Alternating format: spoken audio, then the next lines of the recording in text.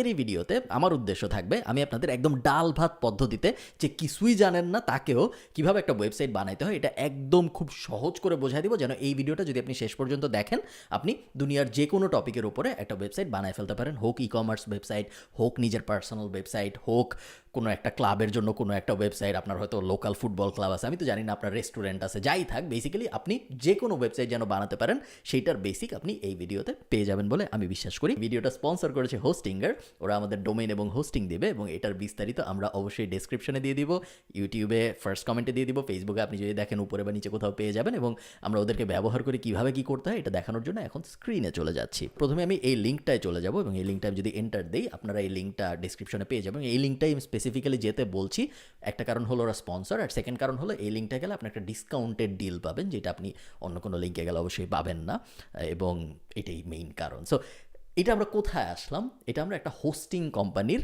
ওয়েবসাইটে আসলাম। এখন ওয়েবসাইট বানানোর জন্য আপনাদের প্রথম যে জিনিসটা বুঝতে হবে সেটা হলো একটা ডোমেইন কী জিনিস এবং একটা হোস্টিং কী জিনিস। একদম সহজ করে বোঝাবো, ভয় পাওয়ার কিছু নেই, ভিডিও কেটে দেওয়ারও কিছু নেই। একটা ডোমেইন হইল একটা ওয়েবসাইটের নাম। সো hostinger.com, prothomalo.com, khalidfarhan.com, এগুলো হলো নাম, যেই নাম দিয়ে ওয়েবসাইটটা সবাই চিনে। সো একটা ওয়েবসাইট চেনার জন্য আপনি কী করেন? আপনি যদি কাউকে একটা ওয়েবসাইটে যেতে বলেন আপনি তো ওই ওয়েবসাইটের নাম বলেন। সো অমুক.com, অমুক.net, অমুক.co.bd, এরকম এগুলো সবই হলো ডোমেইন নেম। ডোমেইন নেম অনেক ধরনের হয়, তবে সাধারণত .comকে বলা হয় স্ট্যান্ডার্ড, ইন্টারন্যাশনাল স্ট্যান্ডার্ড। .orgকে বলা হয় .org, যেটা ওটাকে বলা হয় অর্গানাইজেশনের জন্য ইন্টারন্যাশনাল স্ট্যান্ডার্ড। এছাড়াও আরও বিভিন্ন TLD হয়, যেগুলো হলো বেসিক্যালি বিভিন্ন ডোমেইন এক্সটেনশন। সো .co.bd ওটা হলো বাংলাদেশের জন্য, .ie আমরা ব্যবহার করি আয়ারল্যান্ডের জন্য, .co.uk ইত্যাদি ইত্যাদি। সো আপনি যদি আপনার পার্সোনাল নিজের কোনো কারণে ওয়েবসাইট, ধরেন আপনার নিজের ব্র্যান্ড, পার্সোনাল ব্র্যান্ড টাইপ কিছু ডেভেলপ করার জন্য ওয়েবসাইট বানাচ্ছেন, এরকম যদি হয় আমার রেকমেন্ডেশন হবে .com-এর দিকে আগাতে, .co.bd-র দিকে না যেতে, কারণ বাংলাদেশের নিয়ম বেশ অদ্ভুত। .co.bd নিতে হইলে আমি দেখছি ট্রেড লাইসেন্সের ছবি টবি পাঠাইতে হয়, বিশাল ঝামেলার ব্যাপার, ওগুলো যাওয়ার কোনো দরকার নেই। .com ইন্টারন্যাশনালি সব জায়গায় অ্যাকসেপ্টেড। সো .com-এ ওরকম কোনো ব্যারিয়ার নাই, এবং আপনারা অনেক ধরনের অদ্ভুত TLD দেখবেন, যেমন দেখবেন .xyz, ওগুলো অ্যাভয়েড করার চেষ্টা করুন। স্ট্যান্ডার্ডগুলোর মধ্যে যদি থাকেন তাহলে আপনি সেফ থাকবেন। তো এটা গেল ডোমেইন, নাম। হোস্টিং কি জিনিস আপনি নামটা থেকে বুঝতে পারতেছেন, হোস্টিং। একটা জিনিস দেখেন, আমি আপনাকে যদি স্ক্রিনে দেখাই, এই যে ওয়েবসাইটটা লোড হয়ে আছে, এটা কি জিনিস আমরা তো জেনে গেলাম, এটা হলো নাম। তো এখন ওয়েবসাইটে তো নামও লাগবে, আবার এই যে ছবিটা, এই যে একটা টেক্সট ধরেন, তারপরে এই যে এখানে একটা কাউন্টডাউন হচ্ছে, এই জিনিসগুলোও তো আমার লাগবে। তো এই ছবিটা নিশ্চয়ই কোথাও রাখতে হয়েছে, এই বড় লেখাটা নিশ্চয়ই কোথাও রাখতে হয়েছে। এই যে সুন্দর একটা বাটন আমরা দেখতে পাচ্ছি, এই বাটনটার উপর যে মাউস নিলে বাটনটা একটু জ্বলে উঠতেছে, এই ব্যাপারগুলো তো করতে হয়েছে, তাই না? প্রোগ্রাম করার পরে ওই কোডগুলো তো কোথাও রাখতে হয়েছে। সো ওই কোডগুলো যেখানে রাখা হয়, এই ইমেজটা যেখানে রাখা হয়েছে, এই নামগুলো যেখানে রাখা হয়েছে, ওই জায়গাটাকে বলে হোস্টিং। সো হোস্টিংয়ে ফাইলগুলো সব থাকে, তারপরে আমরা একটা ডোমেইনের নাম কিনি, আমাদের ওয়েবসাইটের নাম, তারপরে আমরা এই ডোমেইন আর এই হোস্টিংকে কানেক্ট করে দিই, যাতে করে যখন আমরা আমাদের ডোমেইনের নাম আমাদের ব্রাউজারে লিখি, গুগল ক্রোমে, মোজিলায়, সাফারিতে, আপনি যেই ব্রাউজারে ইউজ করেন ওই ব্রাউজারে যখন আমরা আমাদের ডোমেইনের নাম লিখি, ব্রাউজারের কাজ হইল খুঁজে বের করা যে এই নামের ফাইলগুলো কোথায় আছে। সো ধরেন আমি যখন ব্রাউজারে khalidfarhan.com লিখবো, বা prothomalo.com লিখবো, বা hostinger.com লিখবো, তখন এই গুগল ক্রোমের কাজ হবে খুঁজে বের করা যে হোস্টিঙ্গারের ফাইলগুলো কোথায় আছে, এবং ওখান থেকে ফাইলগুলো লোড করে আপনাকে আপনার স্ক্রিনে দেখাবে। এটাই হলো হোস্টিংয়ের কাজ। সো আমরা হোস্টিংয়ের থেকে একটা হোস্টিং কিনি। এখন চলেন আমরা ওয়েব হোস্টিংয়ে চাপ দিব। ওয়েব হোস্টিংয়ে চাপ দিয়ে, আগের পেজেও সম্ভবত ছিল web hosting 2.59 a month, so এটাই আমরা কিনবো। বাট তারপরে আমি আপনাদের হোস্টিংয়ে চাপ দিয়ে, ওয়েব হোস্টিংয়ে চাপ দিয়ে একটা জিনিস দেখাই। এদের 3টা অপশন আছে: single shared hosting, premium shared hosting এবং বিজনেস শেয়ার্ড হোস্টিং। আমার রেকমেন্ডেশন হবে প্রিমিয়াম শেয়ার্ড হোস্টিংয়ে যাইতে, যদিও সিঙ্গেল শেয়ার্ড হোস্টিংয়ের দাম সবচেয়ে কম। সো 3টার দামই আসলে বেশ কম। আপনি যদি একটু চিন্তা করেন যে $1.39 পার মান্থ, $1 যদি 80 টাকা ধরি আমি, 1.39 ইজ লাইক 100 টাকা, সব বছরে 1200 টাকার মতো। প্রিমিয়াম শেয়ার্ড হোস্টিং আর একটু এক্সপেন্সিভ, বছরে হয়তো 3600 টাকার মতো হবে, $2.59 আ মান্থ।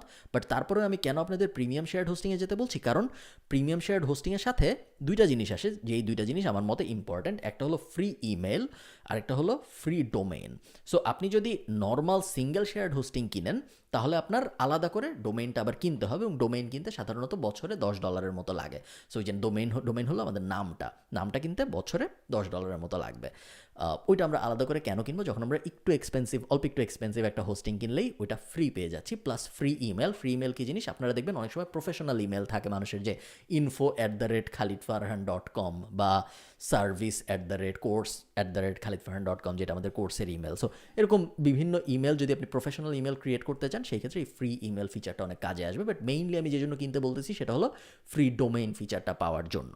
সো আমি এটা সিলেক্ট করলাম, একদম সহজ পদ্ধতিতে আমরা আগাবো। আমি এটা 1 মাসের জন্য কিনবো, কারণ আমি আপনাদের জাস্ট টেস্ট করে দেখাচ্ছি এটা। এই জন্য আমার একটা $4.99 সেট আপ ফি দিতে হবে।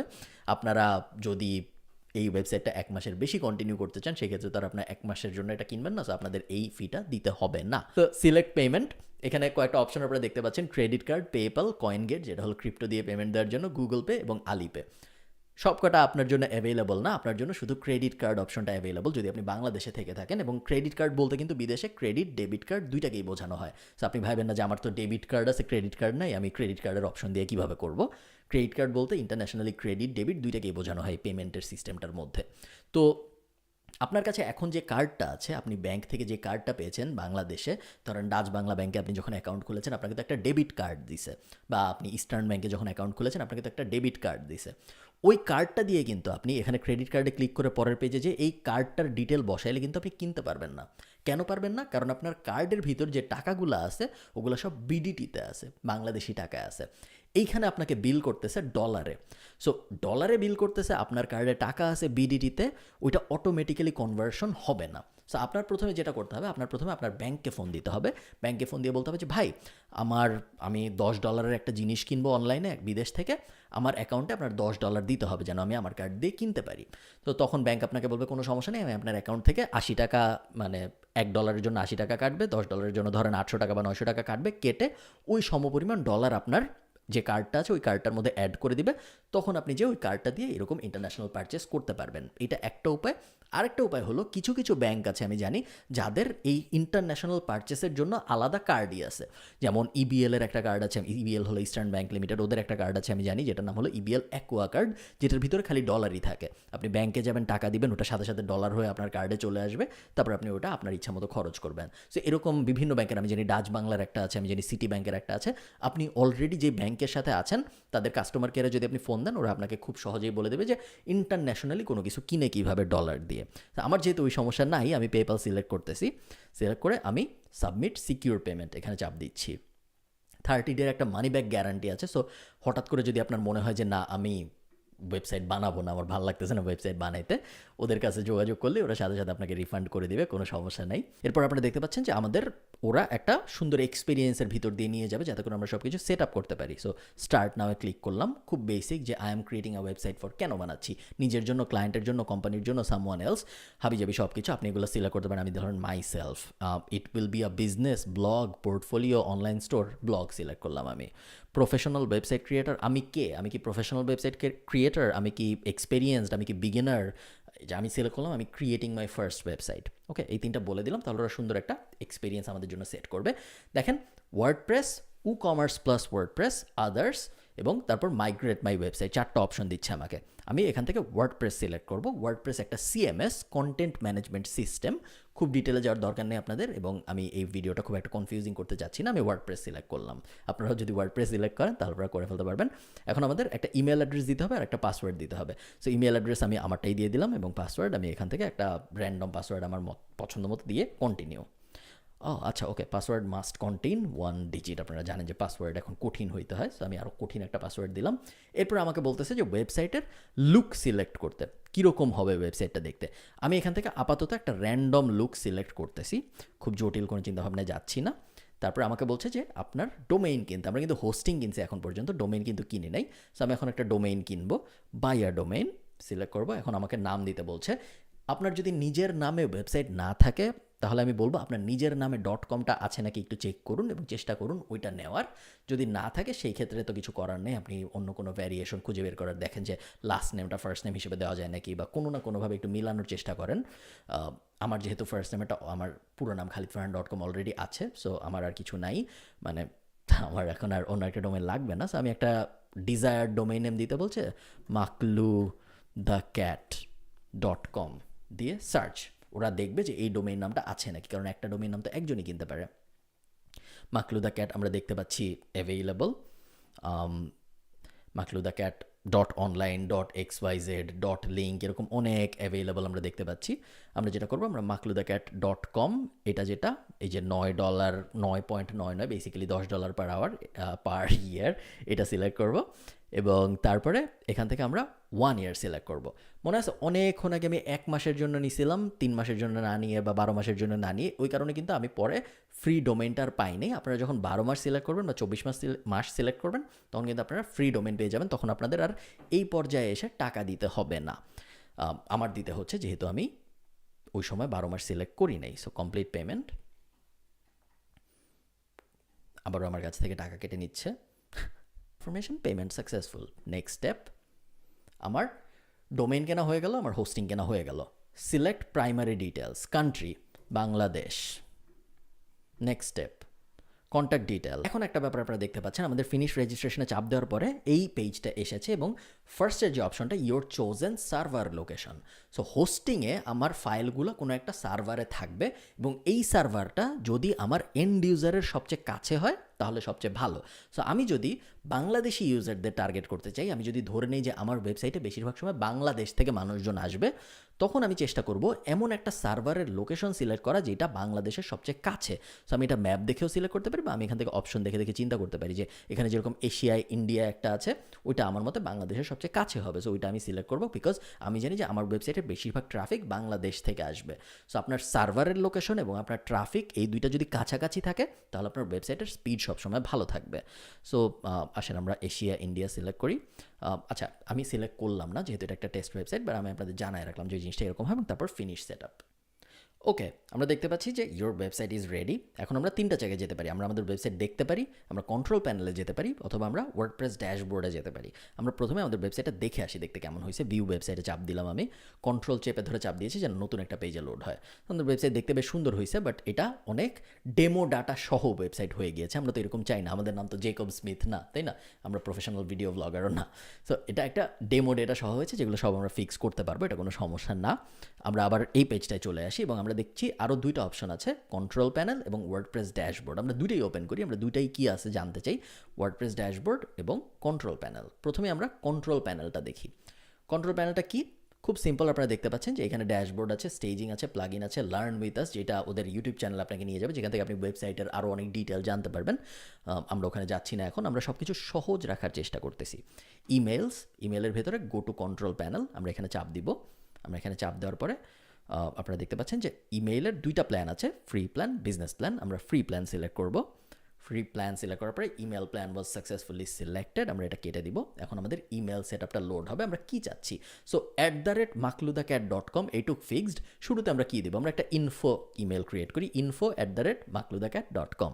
Make this email account and admin. Password দিব এখন আমি একটা, info@makludhacat.com। এই ইমেলটা কিন্তু অ্যাক্টিভ এবং আমরা যদি এখন এই 3 ডট মেনুটায় ক্লিক করি, আপনারা দেখেন অ্যাক্সেস ওয়েব মেইল নামে একটা অপশন আছে। এটাই যদি আমি চাপ দিই তাহলে একটা নতুন মেইলের এরিয়া ক্রিয়েট হবে এবং এখানে আমরা একটু আগে যে ইমেল ইউজার নেম এবং পাসওয়ার্ড দিলাম ওইটা দিয়ে যদি লগ ইন করি এবং তারপর কনফার্মে চাপ দিই, তাহলে আমরা দেখুন জিমেইলের মতো একটা নতুন ড্যাশবোর্ড টাইপ জায়গায় আমরা চলে আসছি, যে এখান থেকে আমরা ইমেল পাঠাতেও পারবো, ইমেল রিসিভও করতে পারবো। সো আপনারা দেখেন যে আমি চাইলে এই যে এখানে কম্পোজে চাপ দিব, কম্পোজে চাপ দিয়ে এখানে আমি যাকে ইচ্ছে ইমেল পাঠাতে পারি এবং ইমেলটা যাবে info@makludhacat.com ওই ঠিকানাটা থেকে। এবং অবশ্যই আমি যদি কাউকে ইমেলের অ্যাড্রেস দেই এবং সে যদি আমাকে ইমেল পাঠায়, সেই ইমেলটা আসবে এই ইনবক্সের ভিতরে। সো ইমেল কীভাবে সেট আপ করতে আমরা জেনে গেলাম, খুবই সহজ ছিল। অন্য আরেকটা যে জিনিস আমরা এখানে ক্লিক করেছিলাম, সো আমরা কন্ট্রোল প্যানেল দেখলাম, আমাদের ওয়েবসাইট কীরকম হয় দেখতে ওইটাও দেখলাম। আরেকটা আমরা যেটা করবো, আমরা আমাদের ওয়ার্ডপ্রেস ড্যাশবোর্ডটা দেখবো। সো ম্যানেজ ওয়ার্ডপ্রেস, এটা চাপ দিলাম আমি। আমরা এখন ওয়ার্ডপ্রেস ড্যাশবোর্ডে চলে আসছি। ওয়ার্ডপ্রেস ড্যাশবোর্ড দেখতে অনেকের কাছে একটু ভুতুরে লাগতে পারে। অনেকে যখন প্রথমবার এই ওয়ার্ডপ্রেস ড্যাশবোর্ড দেখবেন আপনাদের একটু ইন্টিমিডেটিং লাগতে পারে, আপনাদের মনে হইতে পারে যে আমরা এটা কি দেখতেছি, এত অপশনস। বাট একদমই ভয় পাওয়ার কিছু নেই, খুব বেসিক। এই ওয়ার্ডপ্রেস ড্যাশবোর্ডটা যদি আপনার পছন্দ না হয় তাহলে আপনারা আপনার ওয়েবসাইটে যেতে পারেন makludhacat.com এবং তারপরে /wp-admin এটা লিখে যদি আপনি এন্টার দেন তাহলে আপনি আরেকটা ওয়ার্ডপ্রেস ড্যাশবোর্ডে যাবেন। দেখেন এই যে আরেকটা ওয়ার্ডপ্রেস ড্যাশবোর্ড লোড হচ্ছে।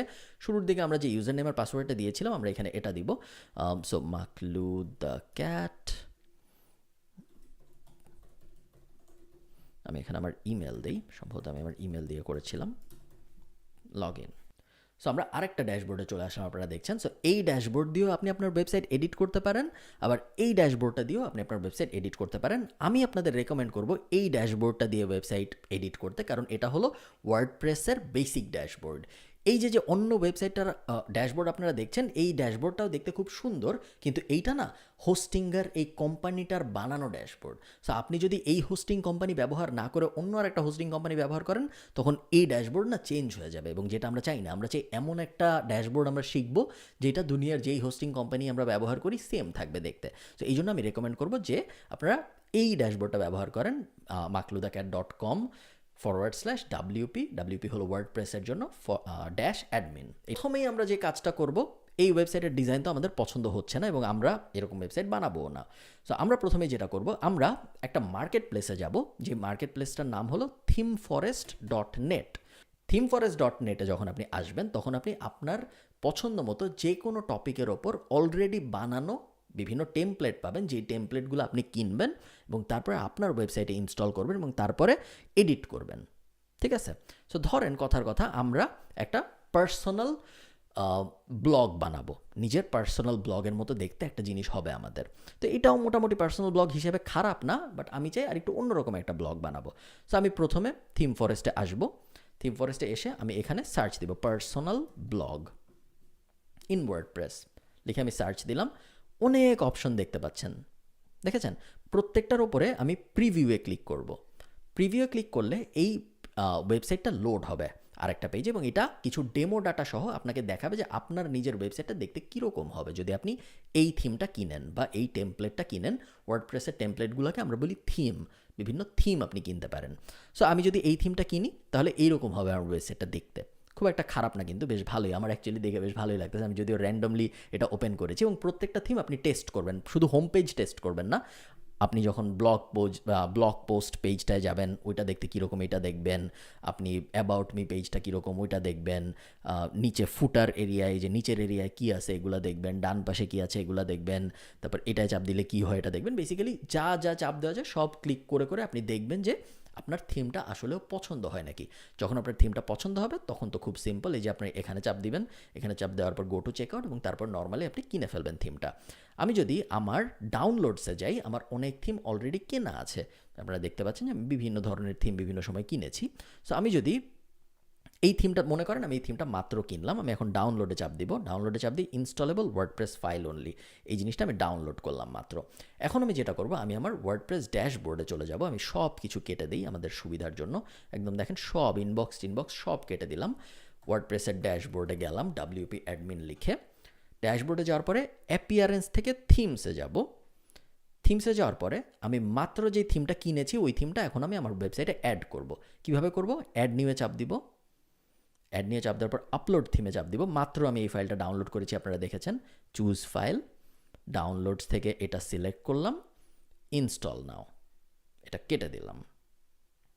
ইনস্টল হয়ে গিয়েছে। অ্যাক্টিভেট। ওকে, এখন আমি এগুলো সব কেটে দিব। লার্ন মোর, কানেক্ট মুন সাইট আমার দরকার নেই, এটা আমি কেটে দিলাম। নিউ থিম অ্যাক্টিভেটেড, এটাও আমি রেখে দিলাম। এখন যদি আমি আমার সাইটটা ভিজিট করি, একটু আগে সাইটটা দেখতে কীরকম ছিল আপনার মনে আছে। এখন যদি আমি এটা রিফ্রেশ দিই, আপনারা দেখতে পারবেন যে সাইটের ডিজাইন পুরোপুরি চেঞ্জ হয়ে গেছে এবং সাইট পুরো দেখতে অন্যরকম হয়ে গেছে, তাই না?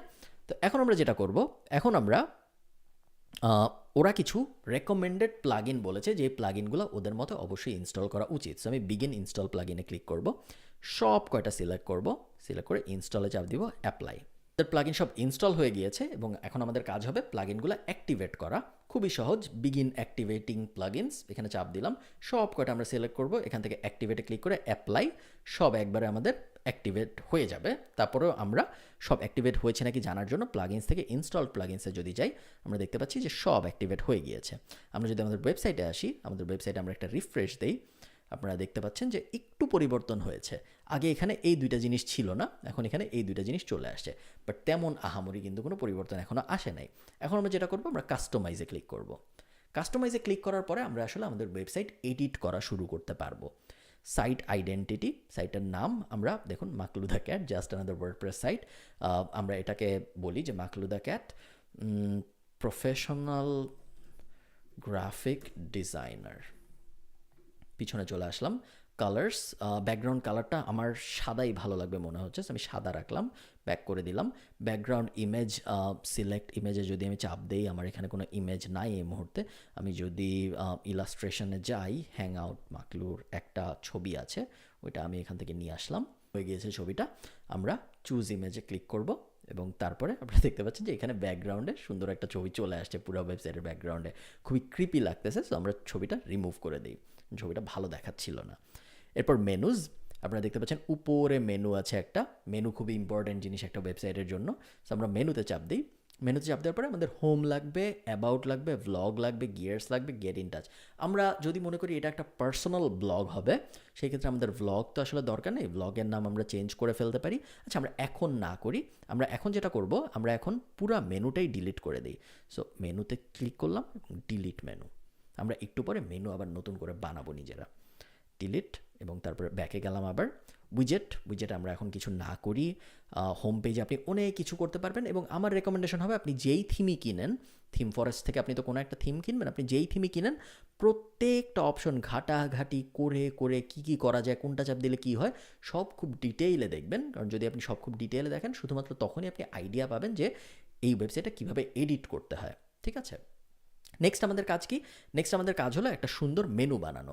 এখন মেনুতে আমরা কি কি দিব এটা আগে আমাদের চিন্তা করতে হবে। আমরা এখানে পাবলিশে ক্লিক করি, তারপরে আমাদের আর এখানে কিছু করার নেই, পাবলিশে ক্লিক করার পরে আমরা এটা কেটে দিব। এবং আপনি একটু চিন্তা করেন একটা জিনিস, যে একটা মেনুতে আসলে কি থাকে। আমরা যদি একটা পার্সোনাল ব্লগ বানাই, আমাদের মেনুতে থাকবে হোম, অ্যাবাউট মি, ব্লগ, এবং তারপরে থাকবে পডকাস্ট, তারপরে থাকবে কন্ট্যাক্ট আস। এই 5টা আমি ধরি থাকবে। তাহলে আমি এখন যেটা করব, আমি প্রথমে এই পেজ আর ক্যাটাগরিগুলো বানাবো এবং তারপরে আমি আমার মেনু বানাবো। সো হোম বানাতে হবে না, কারণ হোম অলরেডি বানানো আছে। মেইন যে ডোমেইন নেমটা, এটাই আসলে হোম। সো আমার হোম বানানোর আর কিছু নাই।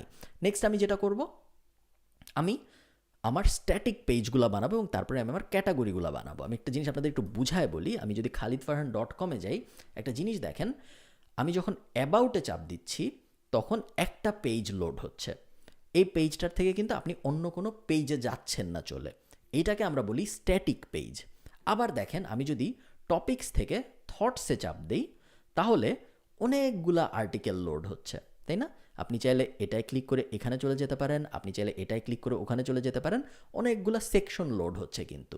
সো অ্যাবাউট পেজটা হলো একটা স্ট্যাটিক পেজ। যখন আমি চাই যে এমন একটা জায়গায় অনেকগুলা জিনিস থাকবে, ওগুলাকে আমরা বলি ক্যাটাগরি।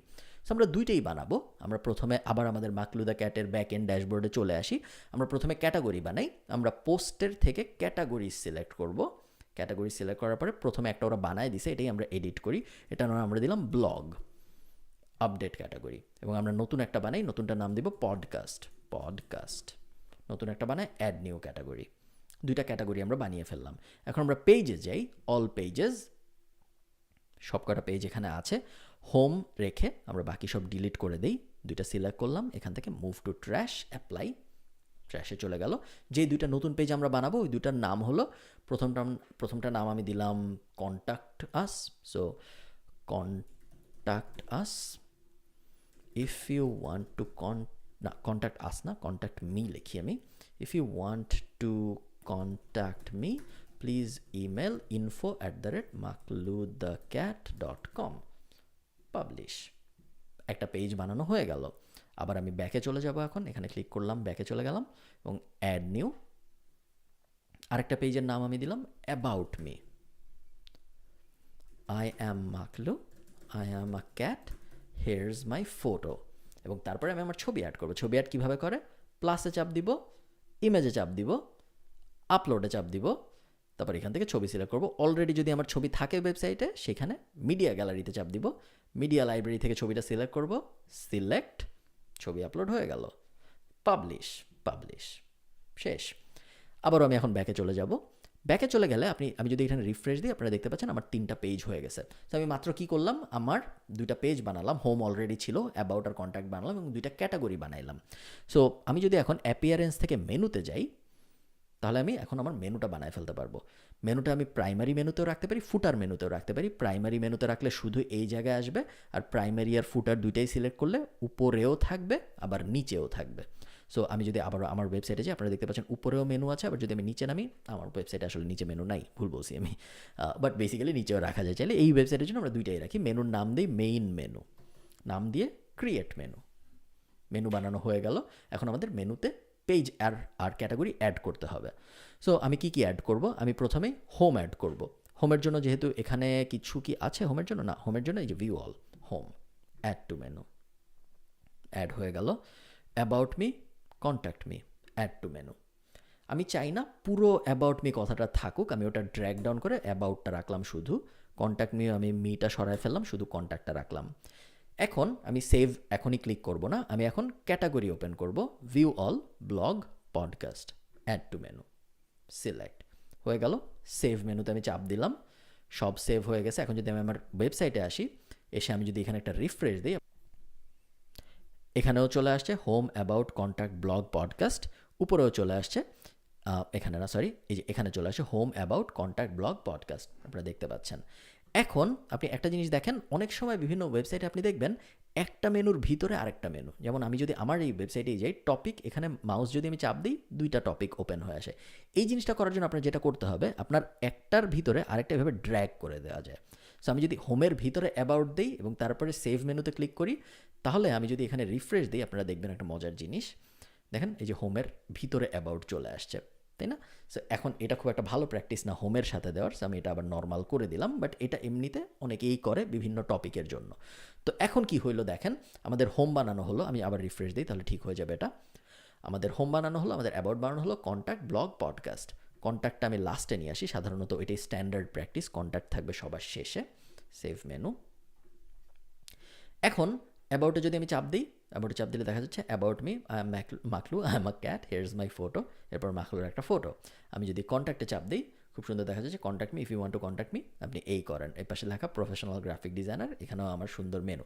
আস্তে আস্তে কিন্তু ওয়েবসাইটটা শেপে চলে আসতেছে। আমি যদি ব্লগে চাপ দিই, আপনি দেখবেন দুইটা র্যান্ডম ব্লগ, কারণ আমাদের আসলে কোনো ব্লগ নাই। সো ব্লগ আমি কীভাবে পাবলিশ করব, প্রত্যেক সপ্তাহে যদি আমি ব্লগ পাবলিশ করতে চাই, আবার আমি আমার ব্যাক এন্ডে আসবো, পোস্টে যাব, অল পোস্টে যাব। অল পোস্টে গেলে যে দেখেন দুইটা হ্যালো ওয়ার্ল্ড, এই দুইটা হলো এই দুইটা, যে দুইটা এখন পাবলিশ হয়ে আছে। সো এই দুইটা তো বাজে, এই দুইটা তো আমরা লাইক করি না, এই দুইটা আমরা ডেমো হিসেবে এসেছে ওয়েবসাইটের সাথে, আমরা ট্র্যাশ করে দিলাম, ডিলিট করে দিলাম।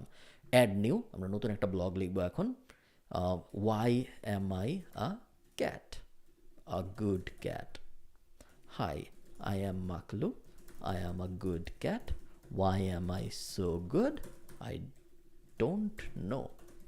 এটা আমি বারবার কপি করে ফেলি, বিকজ এখন আমার অনেক বড় একটা রচনা লেখার সময় নাই। করে ফেললাম। এখান থেকে পোস্টে সিলেক্ট করব, একটু নিচে নামবো, ফিচার্ড ইমেজে সিলেক্ট করব, সেট ফিচার্ড ইমেজ, এখান থেকে আমি একটা ইমেজ দিয়ে দিব, তাহলে দেখতে জিনিসটা সুন্দর লাগবে। এবং তারপরে আমি এখান থেকে পাবলিশে ক্লিক করব, পাবলিশে ক্লিক করব। এখন যদি আমি আমার ব্লগে যাই, তাহলে দেখেন কি হয়, আমার নতুন ব্লগ চলে আসছে, নতুন ব্লগের নাম why am I a good cat, এবং এখানে যদি আমি ক্লিক করি, তাহলে আমার নতুন ব্লগটা মানুষ পড়তে পারবে, এবং নতুন ব্লগটা সে চাইলে বিভিন্ন সোশ্যাল মিডিয়ায় শেয়ার দিতে পারবে।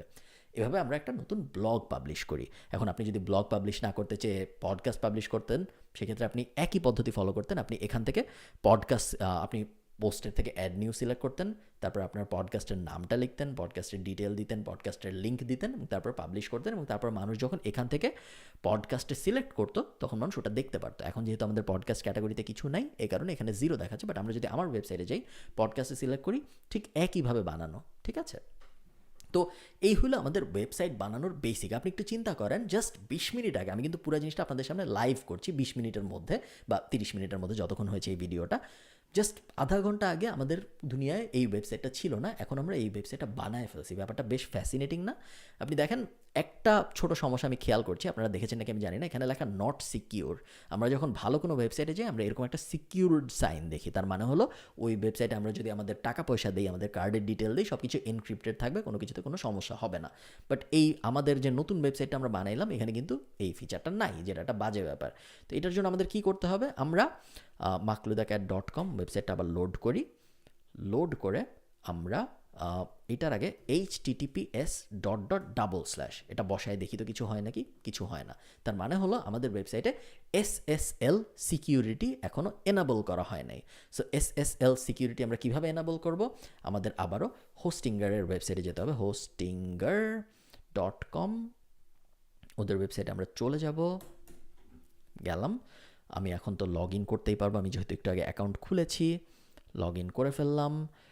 লগ ইন করার পরে যে দেখুন ওরাই বলে দিচ্ছে যে এসএসএল সার্টিফিকেট অ্যাক্টিভেশন হয়নি, পেন্ডিং হয়ে আছে। সো আমি সেট আপে চাপ দিই, ইনস্টল করতে বলতেছে, install SSL, SSL is being installed. এটা সাধারণত 5 মিনিটের মতো লাগে এসএসএলটা সর্ট হইতে। আপনারা দেখতে পাচ্ছেন এখানে লেখা ইনস্টলিং, এই যে এখানে একটা বার যেখানে লেখা ইনস্টলিং, এবং আমাদের এসএসএল ইনস্টল শেষ হয়ে গেছে। লিটারেলি 3 মিনিটের মতো সময় লেগেছে এবং অ্যাক্টিভ হয়ে গিয়েছে। এখন যদি আমরা আমাদের মাকলুদা ক্যাটে যাই এবং আমরা যদি আবারও HTTPS লিখি আগে, আমরা দেখতে পারবো যে এখন আমাদের একটা প্যাডলক সাইন দেখা যাচ্ছে। তো এই হলো একটা ওয়েবসাইটের বেসিক বানানো। তো আমি যদি আমার ওয়েবসাইটটা আপনাকে দেখাই আরেকবার, khalidfarhan.com, ঠিক একইভাবে কিন্তু এই ওয়েবসাইটটাও বানানো এবং একদম জাস্ট সেম প্রিন্সিপাল ফলো করে, সেম ওয়ার্ডপ্রেস ওই পদ্ধতি ব্যবহার করে এই এরকম ওয়েবসাইট বানানো। এবং আপনারা যত ওয়েবসাইট দেখেন এখন তার 50%-এরও বেশি, 60 বা 70% ওয়েবসাইট ইন্টারনেটে আপনারা যেগুলো দেখেন সেগুলো ওয়ার্ডপ্রেসে ঠিক এইভাবেই বানানো হয়।